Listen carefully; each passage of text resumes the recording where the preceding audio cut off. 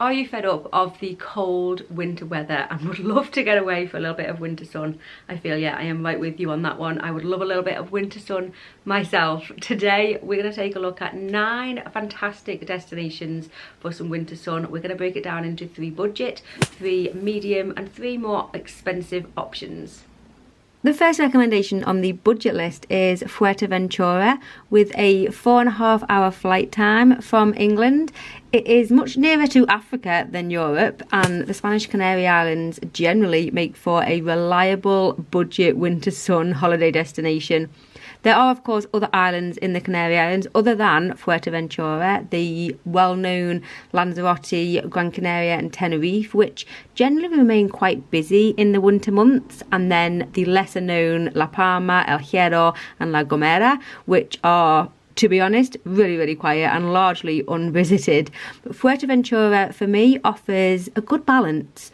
It is still pretty much open for business, but you will not encounter the mass of crowds that you see on the other islands, which makes it a really good mix of the two. There are miles and miles of heavenly white or golden sandy beaches with turquoise waters. With an average temperature of 18-20 degrees, it may mean that sunbathing isn't necessarily on the cards, but it certainly does offer some winter sun and warmer weather than many places, and it means that it is a more comfortable temperature for sightseeing and possibly exploring different parts of the island that in the summer it is just too hot to do. The second recommendation on the budget list is Cyprus. Again, it has a 4.5-hour flight time from England. The eastern Mediterranean Sea around Cyprus is possibly a little bit chilly in the winter, but the island does get plenty of sunshine all year round, and there's a good chance you're going to get some good t-shirt weather even in the coldest of coldest months. The average winter temperature is around 22 degrees, so you should get some sun. It is warm there. Its rugged landscape offers stunning beaches and crystal clear waters. It's got a really long and interesting history, and there are so many historical sites around the island. If you can only visit one, I would recommend visiting the ancient town of Greenoid, which has an amazing Greco-Roman amphitheatre. There's just so many things to do in Cyprus. You can visit the Tomb of the Kings, the birthplace of Aphrodite. The list is endless, and it makes the perfect winter holiday destination. If you would like to receive special perks, including unique badges and emojis, access to members only community posts and early access to every single video, you can do so by clicking the join button down below, or there will be a link in the description of this video. The final budget destination is Tagazout in Morocco. The flight time is about 4 hours from the UK, so a little bit closer. And this place, it was once slightly rough around the edges, kind of hippie town, but it is fast becoming Morocco's top surf destination. It is still a sleepy little fishing village on the Atlantic coast that's relatively unknown to most people. It's full of old-fashioned charm, with goats wandering the streets and local fishermen hauling in their daily catch. If you are into surfing, this is an ideal spot for some winter swells. There are so many spots to suit beginners to seasoned pros. And even if surfing isn't your thing, there are plenty of beautiful hiking trails, yoga and other activities. The average temperature is around 21 degrees at this time of year, but those Saharan winds often make it a little bit higher than that. Moving on to the mid-range list. First place I have for you is Bali, Indonesia, which is a 16-hour flight from the UK. So we're getting a little bit further afield, which is why we're going into the mid-range. To get to these places, the flights are going to be that little bit more expensive. Having travelled around much of Bali myself, I can attest that pretty much the whole island is beautiful, with different activities depending on where you go in the island.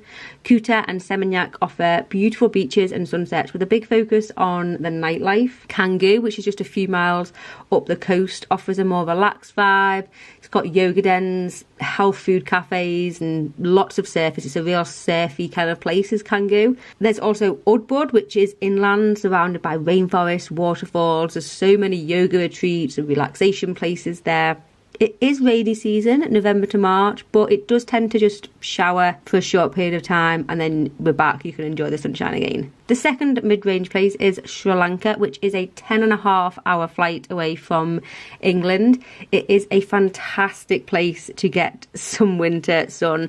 I've spent some time travelling around Sri Lanka many years ago now, but I have seen its beauty at first hand, and oh my goodness, its beauty is immense. It really is. There are so many amazing spots around this country, such as Tangali, it's an optimal spot for exploring southern Sri Lanka.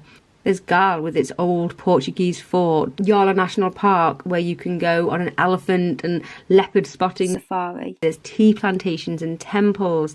It truly is a beautiful, beautiful country where you could, if you wanted to, just simply relax on the gorgeous kind of fudge coloured beaches. Or if you wanted to get out and explore, there are so many amazing things to explore on the island.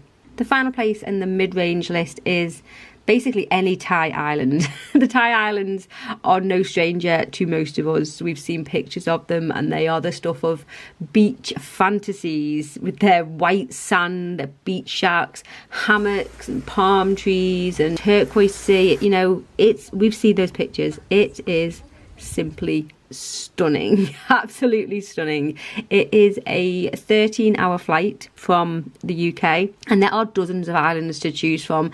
Each one offers something a little bit different. Phuket has some of Thailand's most popular beaches, Koh Lanta's coral fringed beaches, mangroves and rainforests. But at the end of the day, each island is absolutely stunning and the stuff of winter sun dreams.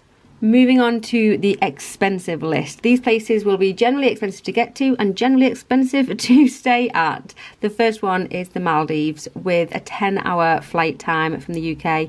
There's plenty of sunshine constantly on offer from the Maldives, practically any time of the year. We've all seen the pictures of the Maldives again. Gorgeous white sand islands, the palm-lined atolls. It's a dream destination for so many. And we've seen the villas. You could simply enjoy life in those stunning, stunning villas that they have all over the islands and on the beaches. But there's more to offer from the Maldives. You can go and do yoga. There's fantastic snorkeling and scuba diving, parasailing and canoeing, and loads of other water sports there. The next destination is Zanzibar, which is a 12.5-hour flight from the UK, and its tropical climate is perfect for some winter sun. Zanzibar is generally used as kind of a tag-on extra when people go on a safari to the places around, perhaps most famous Serengeti.